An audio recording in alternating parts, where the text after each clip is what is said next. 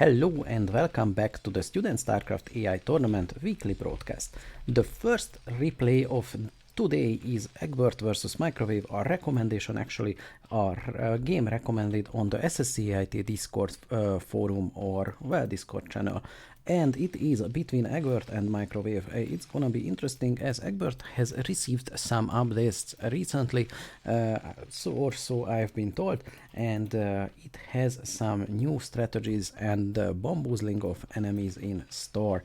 And yes, this is a sneaky expansion. I don't know if it's an expansion actually. I think it's a bunker rush, but picked a very weird position to do that. No, that's a factory. I sincerely thought that was a barracks or a bunker. Well, barracks considered by the size of this building right here, but it is a factory. What is Egbert gonna do? And there are no defenses for Microwave so far. Well, there are some, but they are at the natural choke, and they are blissfully unaware, or not blissfully, quite wrongly, and suffering from the lack of awareness of this factory here. And the first vulture or first two vultures are already out, and they are decimating these poor hovering crabs right here. The army is going back to hell, but not really. I think Microwave is not really able to handle this kind of pressure, and that will cost him dearly, as these vultures just kill all workers without any serious retaliation. Well, they eventually die, but their kill count is very high, and the harassing rate is out. I think that the rate was the one who was pulling the Microwave's army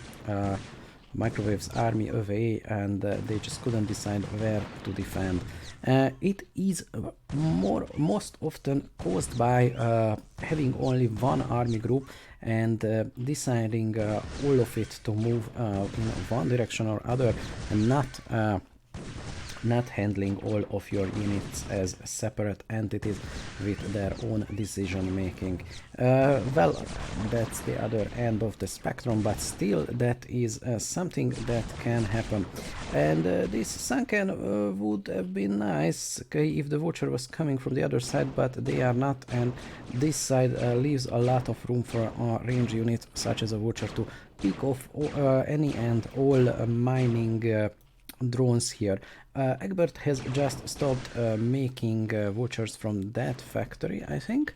At least he is making vultures yet again, but he stopped for a moment right there. And do we have spider mines research? No, we don't. It would be a nice addition to the strategy, but at least not yet. We don't have spider mines, but quite frankly it seems that we don't really need it. And this factory is still not really discovered. Maybe now the Zerling has revealed the existence of that factory, but it is too late. It is too late, as the economy of Microwave is in shambles, and there is a sizable marine contingent gathering here, although no medics or any other units, but this army, I feel, can take Microwave's entire army and base without any difficulty whatsoever. Harassing still going on.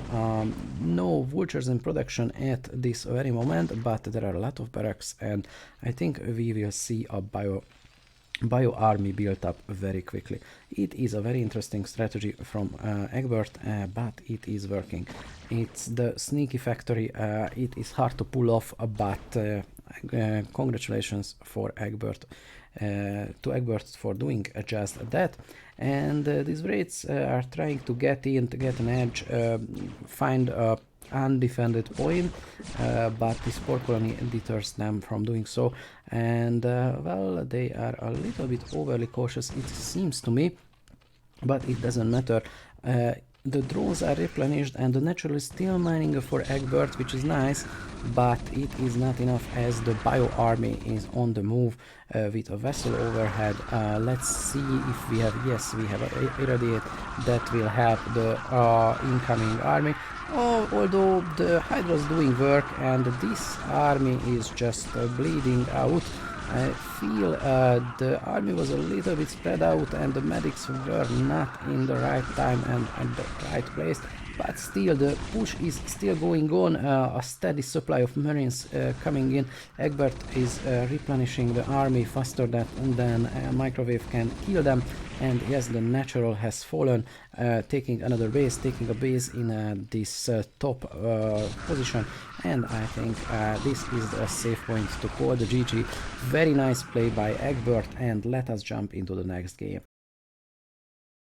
And it is Mattias versus Brian Weber, who is a blue player, so I can't really see him on the minimap, and I can't toggle the minimap display on this very fine replay viewer, but regardless, I have managed to narrow down the position. I had four candidates for the starting position, and I managed to eventually narrow down to one where Brian Weber's base is. So with my excellent base narrowing down capabilities, let's continue this replay. It seems that Brian Weber is taking the mineral only expansion quite early, and in the meantime Mattias is just building up on one base. And yes, I do realize that I said Brian Weber is the blue player. He is not. So sorry, narrowing down bases can take a toll on one's mental capabilities, and this is a quick circling play just for links. I think the Marines are more than capable of handling that. A little bit of walling off going on, but this wall is definitely not zergling tight. Still, if you can make a choke point and fight just one or two zerglings at a time, that can help. That can definitely help and turn the tide of the onslaught. But Brian Weber is just retreating, licking its wounds and building up more and more units, although it's more of an economy build up at this point, and the defense, yeah, rightly so, as Brian Weber just realized that, hey, I need to defend because counterattack is coming. And it is indeed coming. In the meantime, factory on the way. No tanks or vultures out yet. One vulture is in production while the research of spider mines is going on, but we will have lurkers maybe, because lurker research is just about done. But I don't see any hydralisks that can morph into lurkers. These zerglings are still harassing one or two units and catching the vulture, which is not a good thing. I mean, vulture micro is one of the things that you should work on if you're gonna play Max Terran, because vultures can out micro and routinely do so zerglings. And this bio army is, I don't know if they are stuck or just pick the gathering spot behind the mineral line, but I think they are stuck, and the first lurker is out. Nice scanner play by Mattias, and the lurkers are a little bit in disadvantage here, but the scanner sweep energy will run out eventually, and yeah, if you don't really pay attention to that, that can end your career very quickly. But the first tank is out and siege mode is done, but this tank is not sieging up. The lurkers are getting a foothold right here, and even even if they are detected, they can decimate the bio army very easily. But the Zerg army is booted out of this choke point, and the tanks are out.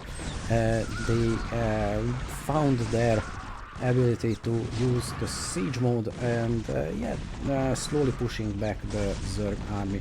Although the detection is kind of out for Mattias. Let's check the energy. I just heard a scanner sweep going on, so there was energy to for one more scanner sweep, but that was the last of it.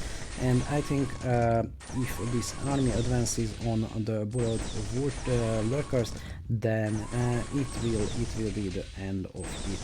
And yes, the energy is still low, but we have a second comsat station, so everything is well. This army is just defending the choke point at this point and not advancing.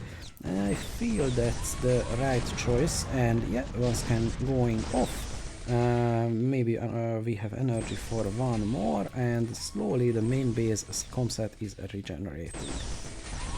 So it is a little bit of tug of war here, neither side engaging in any major capacity, but Brian Weber is basically taking the map. While this fighting was going on, Brian Weber just took 3 bases and 2 more are on the way. So if nothing else, this will be won on macro in the long run if Mattias is not doing something very quick against that, and that's a tap out. And I don't know what happened actually. I sincerely don't know. I think that's tap out from one of the bots. Well, that happens if you don't watch the replays in advance. I think that's either an intentional tap out or from Mattias or a bug from Brian Weber. We might never know. And with that mystery, let's jump into the next game. And it is Brian Weber again against Purple Wave this time, and Purple Wave confusingly is not the purple player, and also that's a little bit of an injustice, but we can't really do anything against that. So if you think that I'm unfairly favoring some players, you're absolutely right. I always prioritize recommendations over, well, anything else, because there are a lot of games and I can't watch them all. It is literally impossible, and I have to pick some at random that sounds interesting. So by recommending me games, you help me, well, me or Nepeta, you help us doing a quality cast. We try our best in lack of recommendations as well, but still, if you want to help, this is the chance to do your part. With that in mind, Purple Wave is scouting this upper base and not finding anything, but I think the next scouting location should be this. Yes, it is. And it is. And I just realized that this pattern on the minimap kind of look like a worm or a larvae or something. Yes, it is quite intentional. Well, I've been watching this map for some years, and it's never too late to realize new things. But in the meantime, the scouting probe is dead. Nice catch by these 4 Zerglings, and this is looks like a 5 pool, to be honest, and I don't know what was that. Let's see, a lot of links, and yes, just a few workers, 6 workers, so it's 6 pool. Is it a thing? Well, it is now. So it's just make a lot of Zerglings early type of strategy. Not many workers from Brian Weber, only 5 at the moment, but extractor is going on. In the meantime, Purple Wave is just building up gateways and extractor, and I think that's gonna be a citadel. No, that's a cybernetic score. Yeah, I missed that. Purple Wave didn't have a cybernetic score yet. Oh, that's a lot of links, and these zealots very wisely decide not to engage. That's simply too much, and you can't handle the zealot pressure or the Zergling pressure. I don't know where I was going with this sentence. Well, anyway, these 5 zealots again try to push in, but the number of Zerglings is more, not less, so I don't know what they were thinking. In any case, they are just buying time for Purple Wave to build up his army, and neither player is taking any expansions. The army advantage is at Brian Weber's side at the moment, but the macro economic advantage is definitely on Purple Wave, and those 2 poor goons has just been stuck there, so that's basically a little bit more expensive cannons now, and at least you can upgrade them. And the goons are out doing the work, but I feel the Zergling pressure is just too much at this point. But no, because the Zerglings don't really prioritize well, and the goons are able to out-micro them. And I don't know if the Zerglings can actually get to these goons. So these trapped goons might be an advantage for Purple Wave, and the Zerglings don't really engage. And do we have, yes, we have the range upgrade, so they even out range. Somehow one goon got out.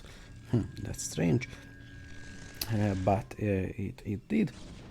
And we have quite a few goons now. I think they can take on this Zergling army easily, and now the worker count is increasing from for Ryan Weber, so this very very quick rush like opening has evolved into some kind of more economic play, and the natural is being taken by Ryan Weber. I don't know what these goons are trying to accomplish. They are just covering in fear on the ledge and maybe contemplating to jump, I don't know, but they are acting very weird. And the second goon has got out from this trap, and now they gather their courage and engage finally, and they are chasing these quite few Zerglings now, as the Zergling army was just ground down, and then let's slow it down again.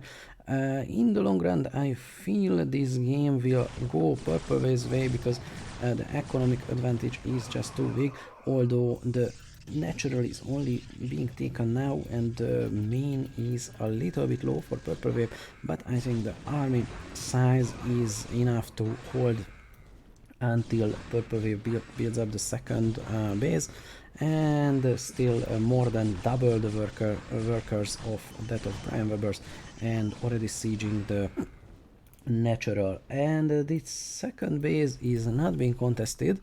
These goons are, I don't know what they are doing, to be honest, just searching for enemies, not really engaging this group of Zerglings, holding the middle of nowhere quite expertly, but that's not how you win games.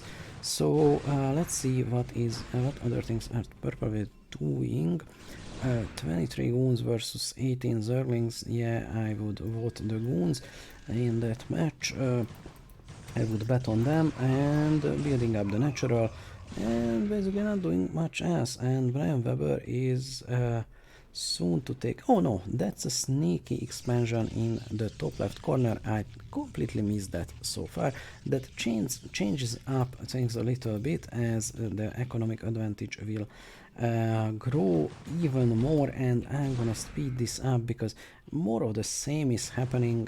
Purple Wave's army is not being able to decide what to do, killing a few Zerglings, and finally grinding down Brian Weber's army, but still holding the middle of the map and not advancing. And I feel this army could have taken Brian Weber's bases a long time ago, but no, it's the supply difference is just overwhelming. I don't know what these probes are doing in the middle. Maybe they are thinking they are SCVs and trying to repair the dragoons, I don't know.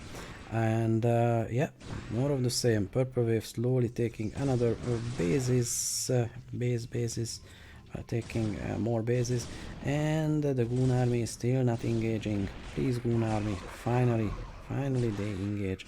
And yeah, you could have done this a long time ago.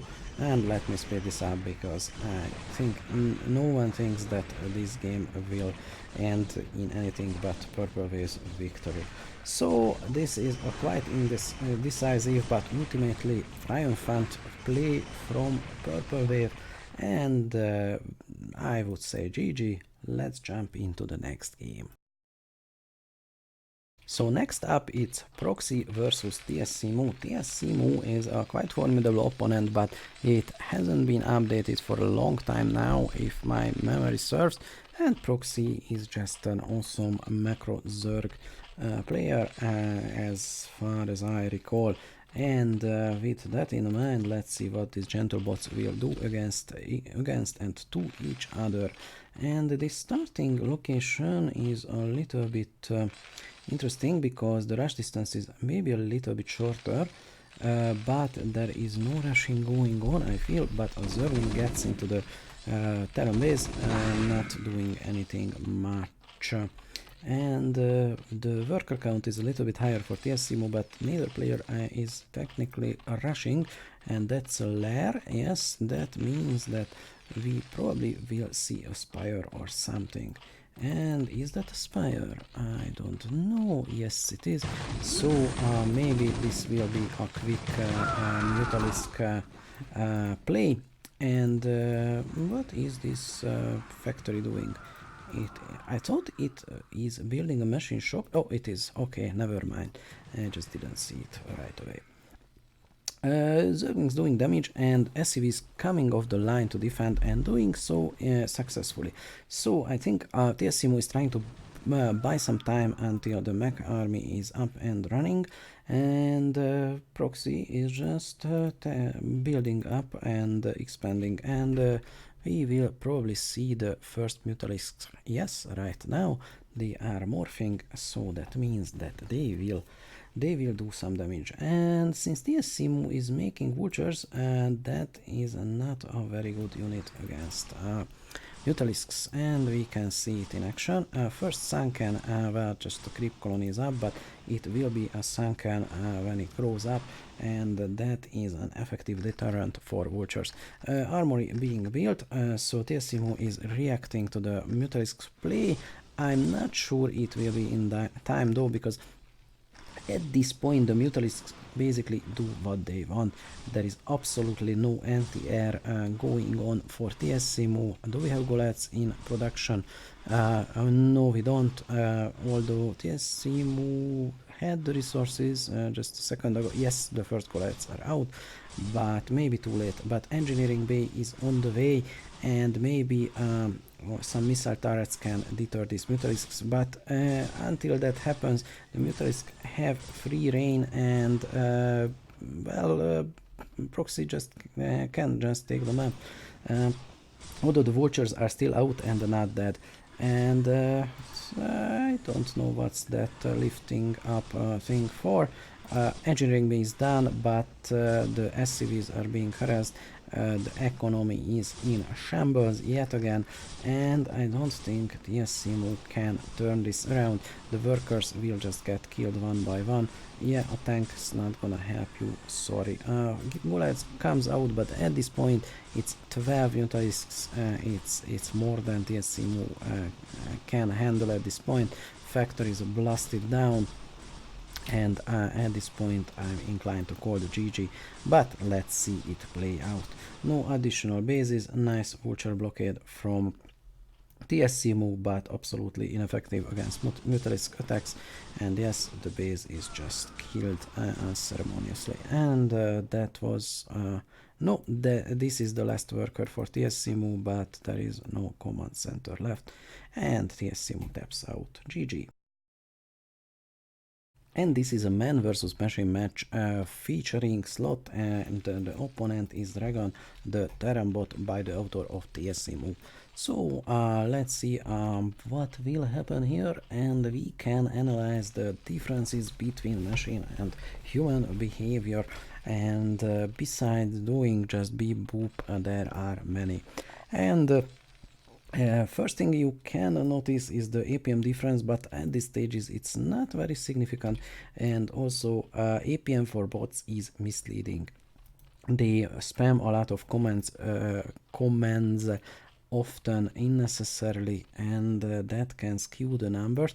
As you can see, Dragon is already up to around 400, but he is not doing anything special, so that is not a telling metric here.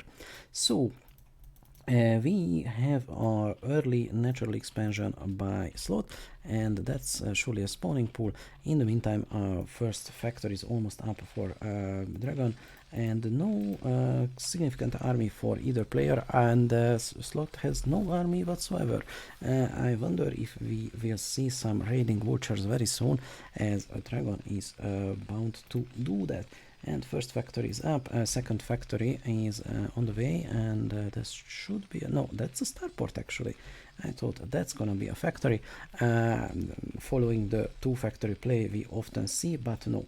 First vulture is out, and bunker is built in a very weird place. I would place it on the high ground, but and dragon does not.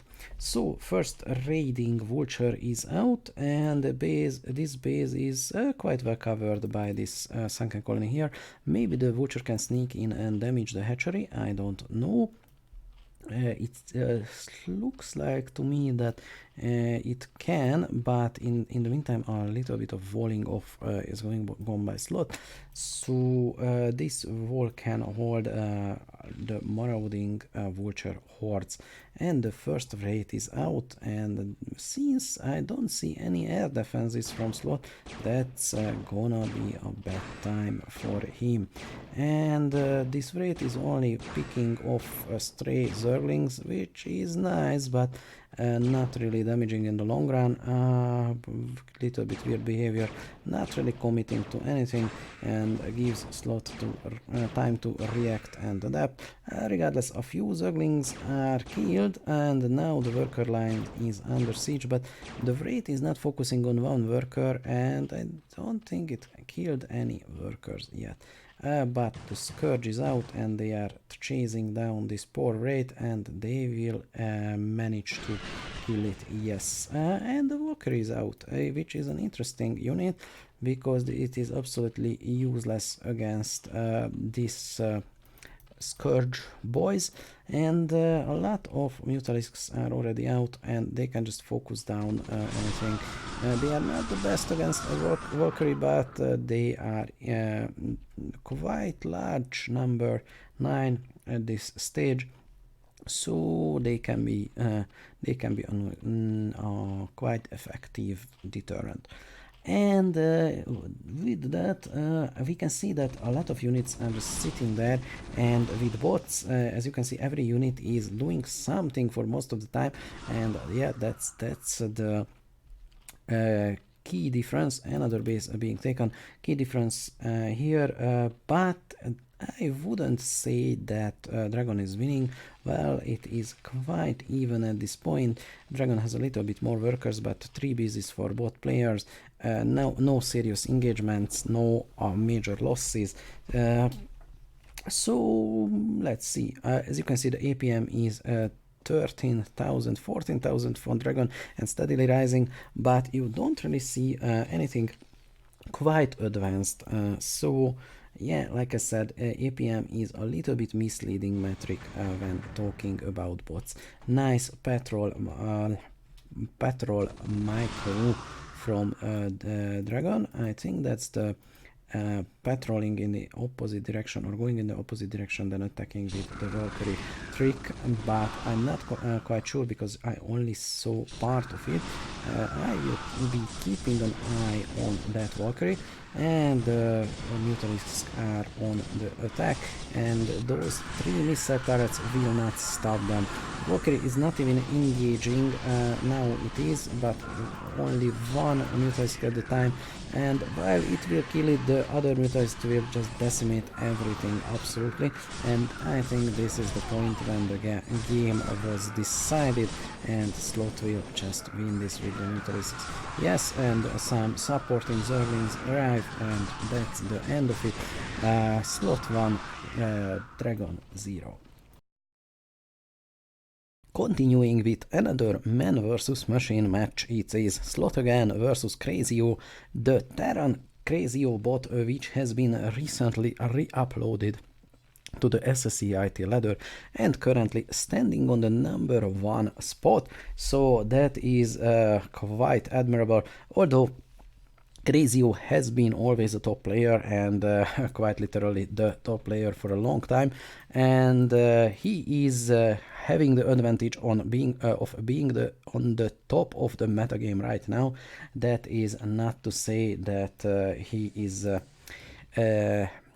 not doing very great work, but yeah, the top bots haven't been updated that much lately.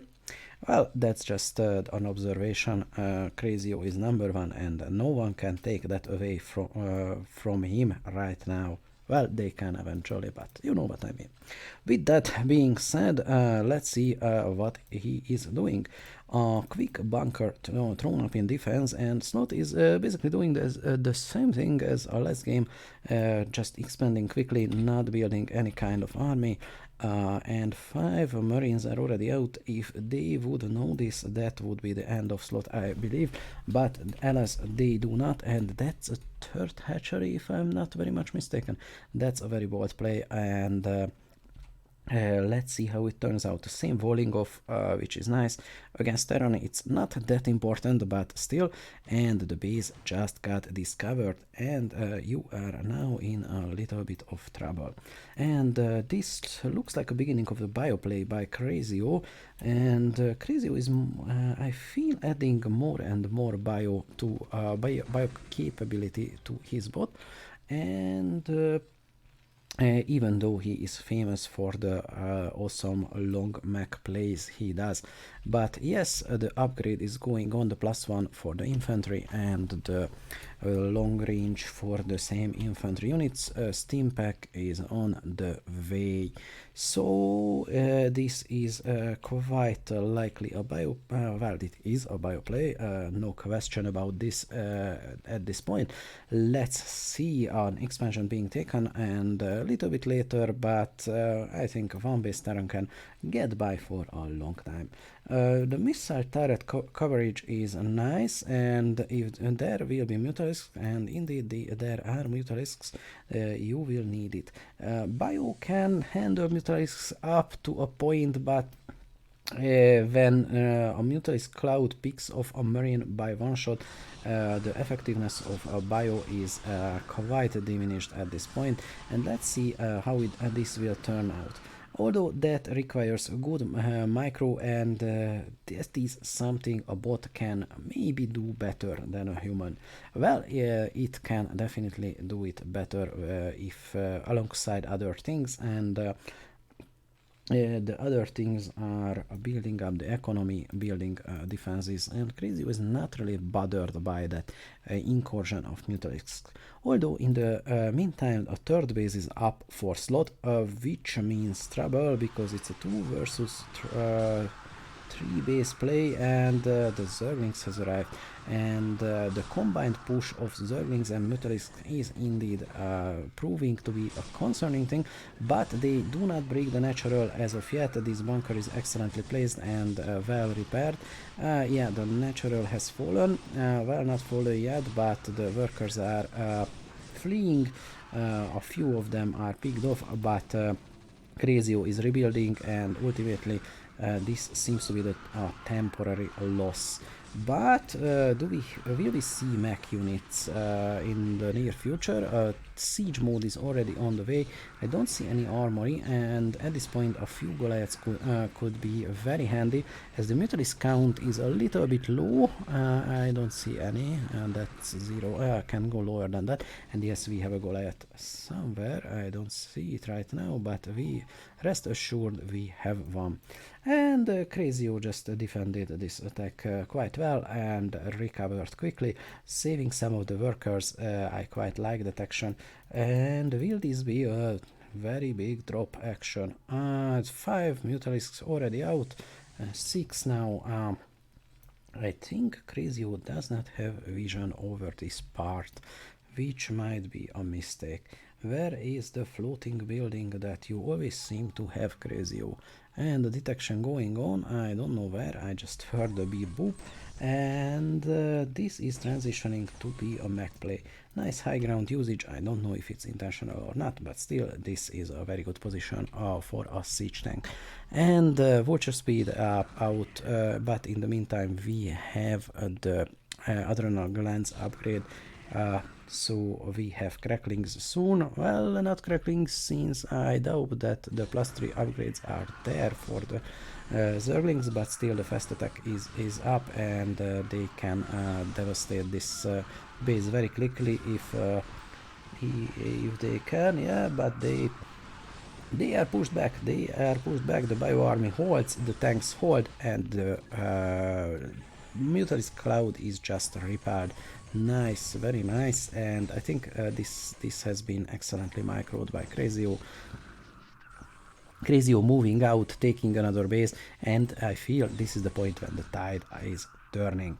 And so what is Slow doing? I don't know, more of the same, but I think he's starting to realize that this is a futile attempt.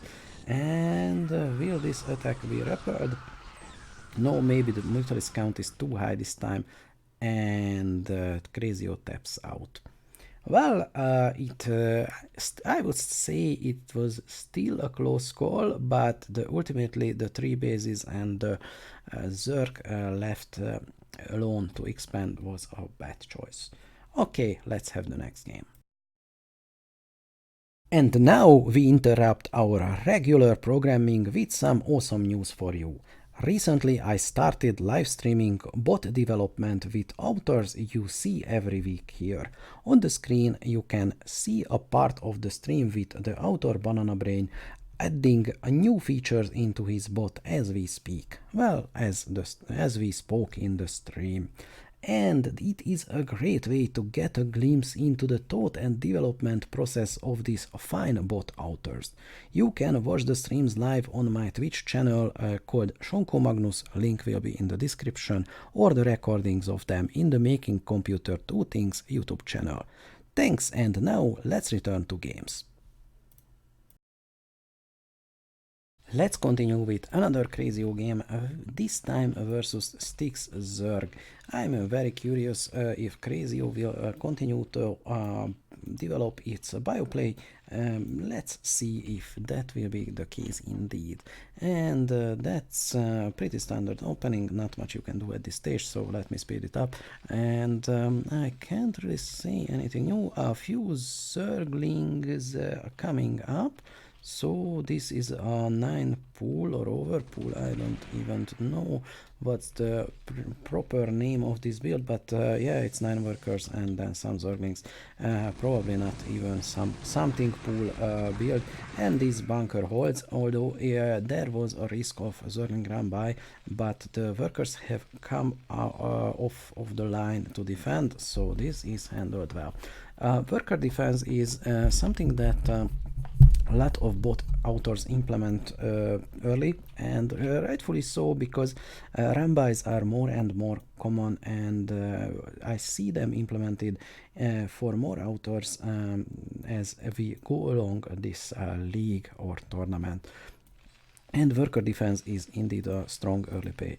So yes, with the Academy I would say that this will be a bioplay again, a bio opening. And what is going on here? What is this? That's an engineering bay for the upgrade.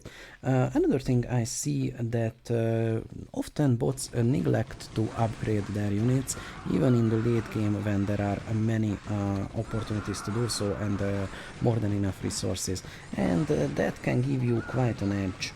But in the meantime, this Zergling attack is seriously threatening Crazio's existence, as the Zerglings have run by the bunker, and the Marines need to stay there because more and more Zerglings are streaming in, and even though the workers are defending, they are not enough to do so efficiently. So will this be the end of Crazio? Quite likely, as the Zergling stream is just not stopping. 2 hatcheries and 7 workers. This is the end. No question about it, since no workers and no money to make new ones. Quick rush and well, GG Styx. And the next game is Purpose Worm versus Dragon. Purpose Worm, which is the purple family of bots, belongs to the purple family of bots, which are more or less the same bot, just playing as different races, if I'm not very much mistaken. All of them are by the author Tangent, who is a member of the Cherry Pie team at Facebook as well. Purple Wave is, or Purple Swarm in this case, is not part of that project. With that in mind, and I'm showing Dragon at the meantime, I'm aware. Purple Swarm is the Zerg, of course. In the meantime, let's see what these bots will do. And Dragon I mentioned already, and I mentioned quite often, is by the author of DSC Multi, a cheeky Terran bot. And scouting going on for both parties. Yeah, there is an expansion, so I don't know if that could be considered early. Yeah, I think it can. So taking the natural by Purple Wave, and this seems to be a mech play. A few marines are out. This bunker is quite well placed, guarding the entrance, and maybe another on the high ground would be even better. I don't know. It's always hard to judge how many defense you need, but the first vulture is out and it is sieging the base.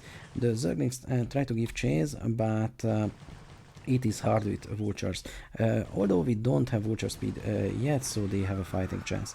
And they can corner it eventually, but no, this vulture, well, eventually it dies, but the defense was not enough. Maybe another bunker would have been useful. The workers are fighting, the wraiths are fighting too, and what will be the end of this? Vultures are kiting a little bit, but not enough. There is one wraith out, and will that be enough? Two wraiths out. That is probably not enough to repel all the Zerglings, although they are kept at bay by these Zerglings. And what will happen? Dragon is not able to replenish his army, and this is just crazy. These two wraiths are keeping all the Zerglings at bay. We are going at 16 times the speed, and basically the same thing is happening. More and more Zerglings gather. They try to push in, the wraiths repel them. So maybe don't be that afraid of a few wraiths. And we have close to 200 Zerglings now. This is absolutely crazy, and no Zergling enters the Dragon's base. And the Dragon's den, I must say, but that's a little bit on the nose, and more going on. I'm just gonna speed this up because this is just keeps happening, and more Zerglings getting made. 32 times the speed. You can basically, this is watching the Zergling count even more. Now it's 128 times the speed, and this is just absolutely crazy. And Purple Swarm is not daring to attack. These two brave wraiths guard the last remnants of humanity on this map. And now we are going at absolute maximum speed, 1000 times the speed. More and more Zerglings. What can be the end of this? I think this game will just time out, as the wraiths are not engaging. They are guarding the ramp, and the Zerglings just die. And yes, you can see even a simple bug can cost you a game in very stupid ways. And the Zergling count is absolutely crazy, almost 400 now. Almost all of the supply is just Zerglings. We only have 11 workers for Purple Swarm, and the main is mined out. Natural is going strong. Zerglings are not very expensive units, but still. And eventually they swarm in after 25 minutes. I don't know what happens to those two wraiths. Purple Wave decides that, yeah, now I have enough Zerglings. 376 should be enough to run by two wraiths. You can never be too sure, but eventually GG to Purple Wave. Up next, it's Egbert versus Betastar, and Egbert is fighting the bot from the Nanjing University of China. Well, the team is belonging to that university, I should say. Betastar is the play on the word AlphaStar, which is the name of the Google DeepMind team's StarCraft 2 bot, quite famous, but you probably know that. If you don't know that, what you've been doing, I'm not angry with you, I'm just very disappointed. And this seems to be some kind of proxy play or a cannon rush. I think it's gonna be a proxy play, because for a cannon rush you kind of need a forge and you don't have a one, although you can just place it here. And but for cannon rush you would place it a little bit closer. Yes, this is a proxy to get, and I don't know if Egbert is aware of that. And let's speed this up a bit. Not as of yet. No barracks going on, and now Egbert scouted and some workers come up the line and they attack the pylon. I have to commend the decision making of Egbert at this point, because yeah, this pylon destroyed is just works.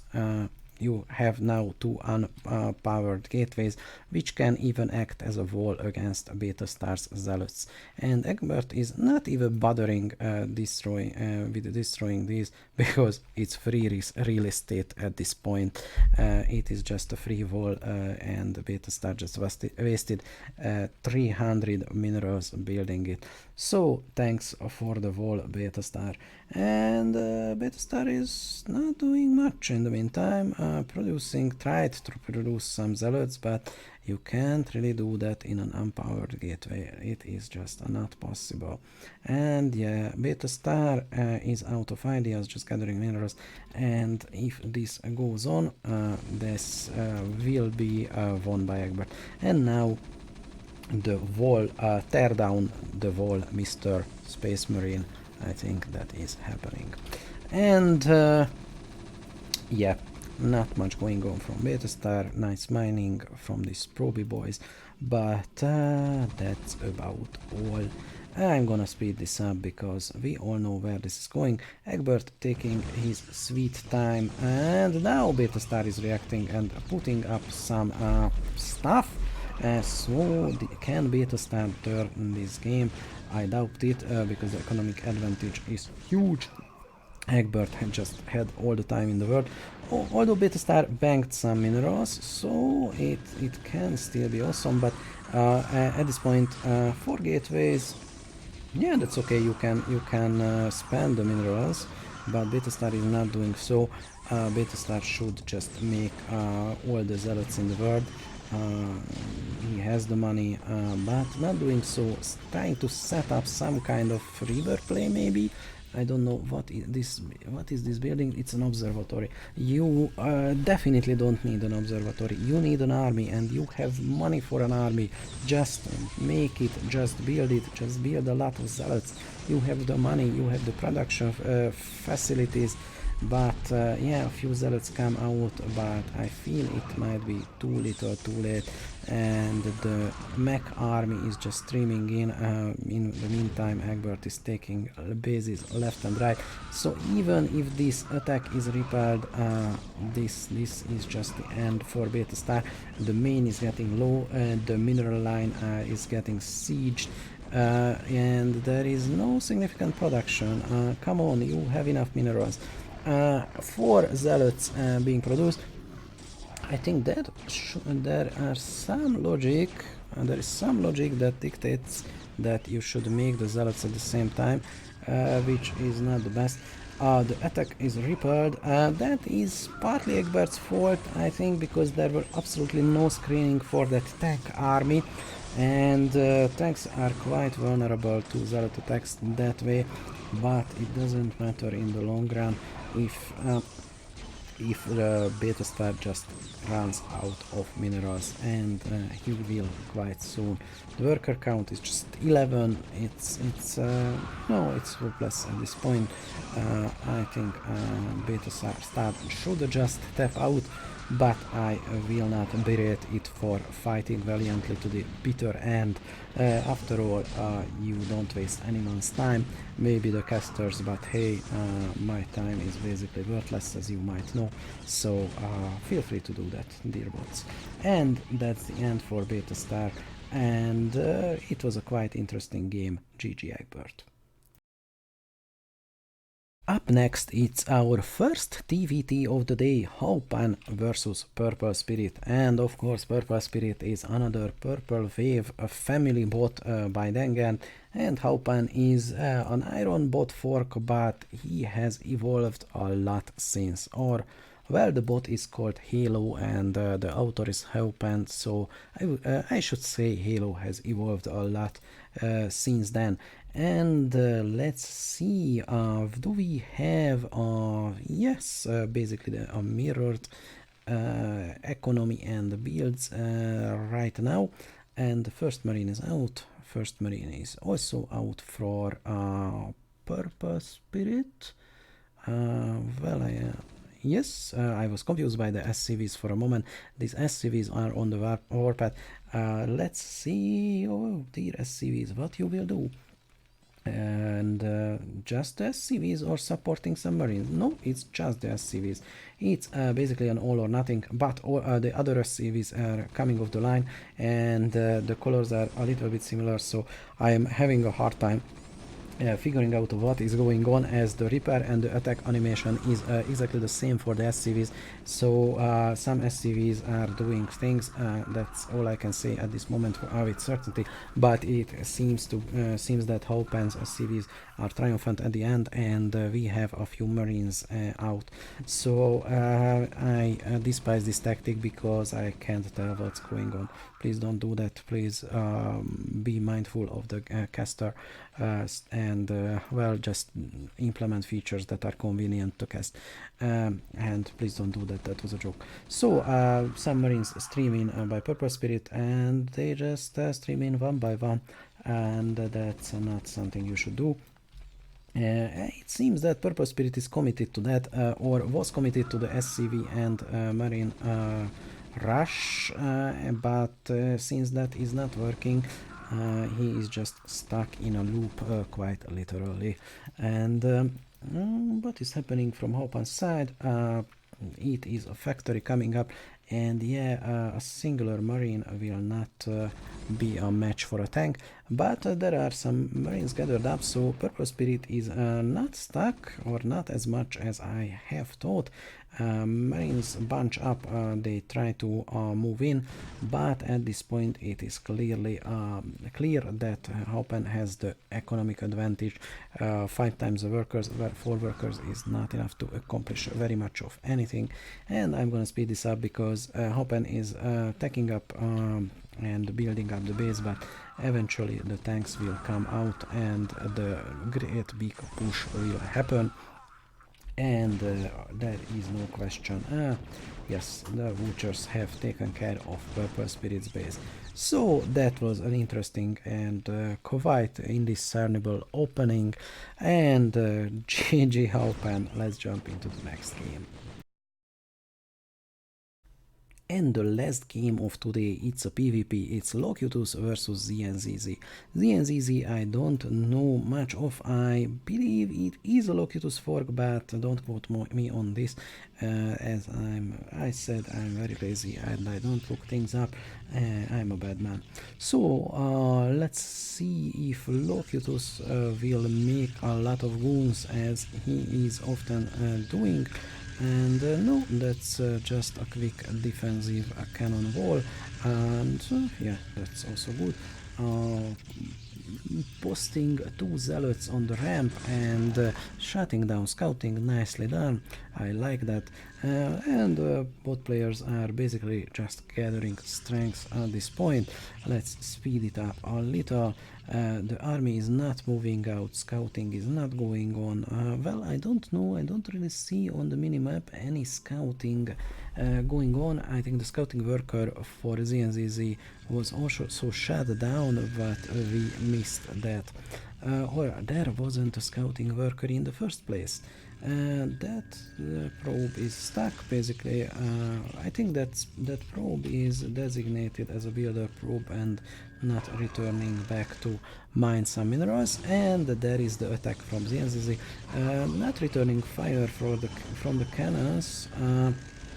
Well, now they do, but as you can see, the high ground miss chance is very much in advantage of Locke Utah, and these goons will probably not break this wall, even though it's just 3 cannons, and goon is basically a moving photon cannon, so it should be evenly matched, but it is not, especially if you just wander in and out of cannon range, and then it's especially not, you should not do that. And the attack fizzles out, but the next batch of goons are already here. Not doing much though, same retreating from the cannon fire and walking into it again logic, which is not very effective. But the goon count is formidable for ZNZZ, and in a straight up engagement, Locke Utah's goons might lose this fight, and I think they recognize that and just retreat. But not anymore, with the cannon support from the high ground, they quite evenly matched. It's exactly 11 versus 11, and the bot that gets the better concave or better positioning wins this engagement, and my money is on Locke Utah on that regard. And picking up the last goon time and again from ZNZZ's goon train, and now Locke Utah is in an attacking position, which is always harder, and as you can see, the concave is already forming, and I think the defensive concave is there for both players, but the offensive one is a little bit better for Locke Utah, as even when advancing he has some kind of logic to that. But it is just a back and forth, and I think these bots are quite evenly matched. Locke Utah has an economic advantage though, and just putting up on expansion, and if this goes on, Locke Utah will just overwhelm its opponent eventually, and let's see if that can happen. No, the expansion is being taken by ZNZZ, so ZNZZ is matching Locke Utah economically, although a little bit later, and that can cost it dearly. And the I1 goon is just doing some sneaking in, but there are no real good points to do that, as the natural is very close to the goon's current position for ZNZZ. They can just return back to defend anytime. And well, the natural is just completed, and I think Locke Utah is starting to take a third base, and at this point I think the tides are turning. This bridge proving too difficult to take and hold for both players, and this is where most goons just die. But the main is getting low for ZNZZ. 2 mining bases versus it's just 2 mining bases, but Locke Utah has more army and more economy, and Locke Utah is taking the third base while ZNZZ is not, at least not that I can see. I think this goon is just scanning the remote positions for expansion, and that's the 4th base for Locke Utah. So yes, if nothing else, this game will be won by Locke Utah's macro game.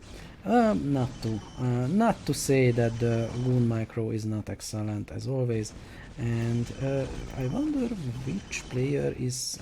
I think that's ZNZZ's expansion. Yeah, it should be. And these goons are not shutting that down as of yet, but maybe that's the next thing they will do. Yeah, that's quite likely, and yes, they are wandering in, and they are besieging this base. Well, I should say destroying, because that's what happened. It's interesting that they leave the assimilator alone.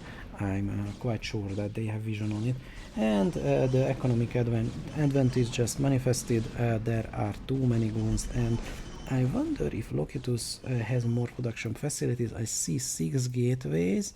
Not anymore, 7 gateways for ZZZ, but the money is just not there. Interestingly enough, I think 6 or 7 gateways are the most that you can support from one base.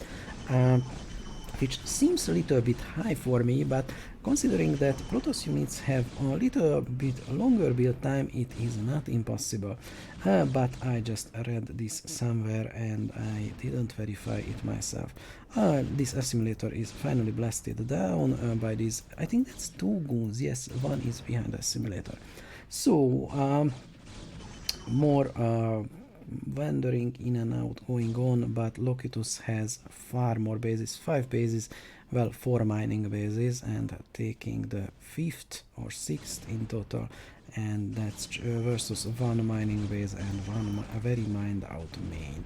Let me speed this up. Locke Utah is going to finally wander in, and this time the worker count will be not replenished, as ZNZZ has just no resources to do so. And with that game, I bid you farewell. Thank you very much for watching this broadcast. I hope you will be watching the live stream of coding. I had a live stream with Locke Utah as well. I really admire all the effort the bot authors put into this very excellent tournament. And thank you for watching again.